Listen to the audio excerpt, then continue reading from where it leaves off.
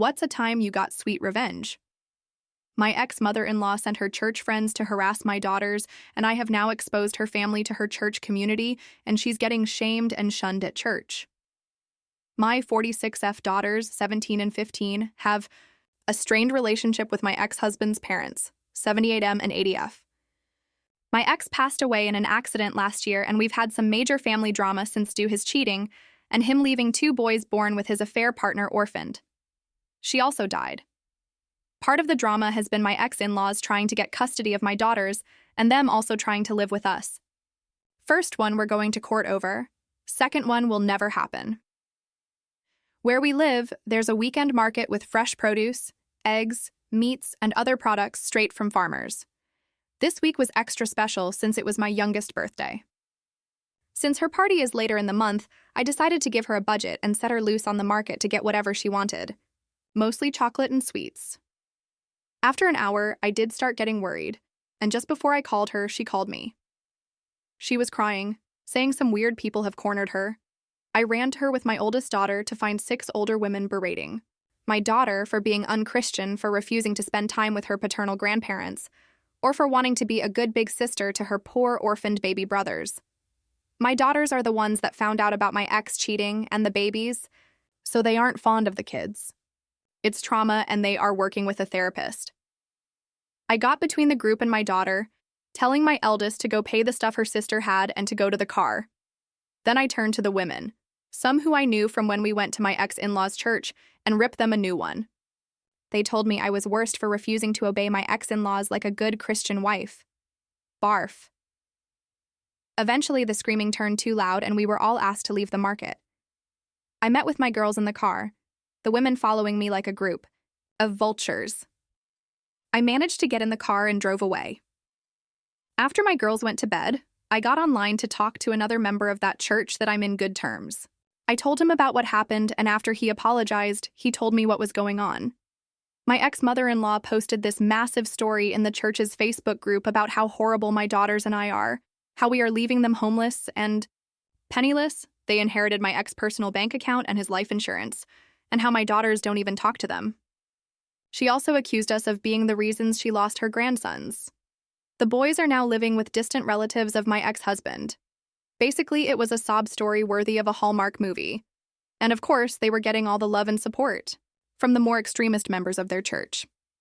This church and its members are a bit annoying, especially with LGBTQ+ topics, but they have a small saving grace.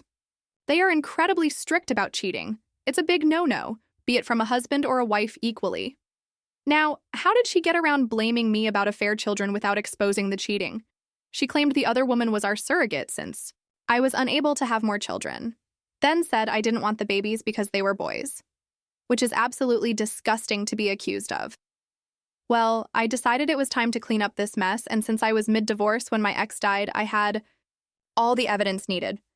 And since the divorce wasn't completed, I don't have any legal ramification for releasing all the evidence.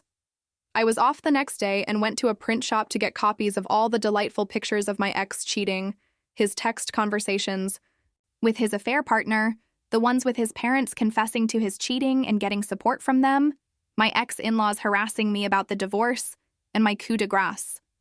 All the emails and text messages of them bullying my daughters about their baby brothers. In one of them, they call my daughters bastards, and telling them it was their fault their father died since they told me about the affair and I began the divorce. This one was literally 2 days after my ex died.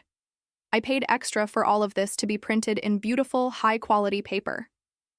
Then when I got home, I sat down for hours to make delightfully personalized binders. They look like the little prayer song packets the church give for everyone to take to sing hymns. The first picture when opening the binders is my ex and his side woman making out in our living room. Their faces are easy to discern, and the girl looks nothing like me. Different skin tones and hair color. Underneath, I wrote, ex-husband's name and affair girl's name, love story. I took them to the church before service. There's a desk in the back with the songbooks for people that need and forget their own, and they never check them. The gossip? Mill was quick and harsh. The names my ex and his affair partner got called in the Facebook were so bad the pastor himself had to get involved just to keep things relatively PG-13. People were angry at my ex-in-laws for their abuse to my daughters. But what made me laugh was that I was still in the wrong for the divorce. But it is understandable that I failed on my duties after the shock, and I possibly will one day return to the light, unlike my cheating husband and his Jezebel. They used another word I can't use here, I imagine. I got 2 apology letters in. The mail for my girl and an invitation to join the church for support. As for my ex-in-laws, they got shamed into leaving the church. My ex-mother-in-law made a post on her wall about how alienated she feels and how no one cares for the elderly anymore. How she wished her great son was still alive since he would have taken care of her and her husband. With what money? I don't know, since I was the breadwinner. Explanation on the will. My ex-husband had a will that named his parents as beneficiaries. As far as I was aware, he had told me he had named our daughters, not them. I never pushed for me to be the beneficiary, as my own will has my daughters as the beneficiaries, not him.